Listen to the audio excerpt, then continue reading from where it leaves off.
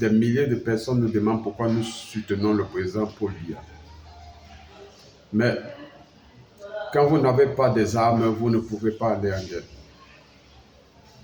Vous allez combattre le président Paul Biya, mais vous n'allez pas mener le combat que nos aînés ont mené en 90 avec John Fundi. J'ai un voisin qui a été brûlé dans une voiture vive.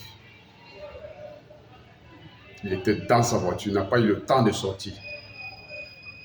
Il a été brûlé vif à cause de la crise post-électorale. En 90, à l'époque de John Fundi, il y a eu des milliers de morts.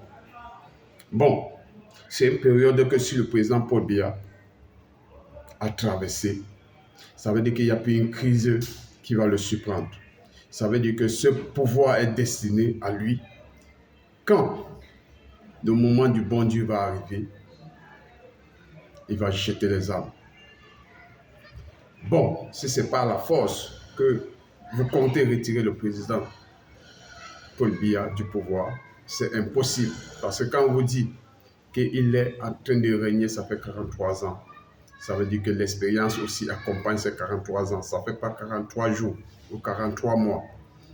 Donc, ça veut dire que les morts que nous sommes en train de compter à cause de cette crise post-électorale, qui va faire les comptes? À qui les pète? Les familles des victimes. Soyons sages avant de descendre dans la rue, les jeunes frères.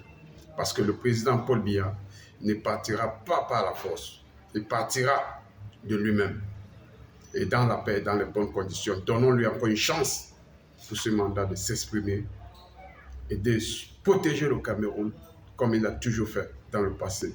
Et les ressources du Cameroun aussi sont protégées car les Blancs ont tenté de venir exploiter les ressources minières du Cameroun.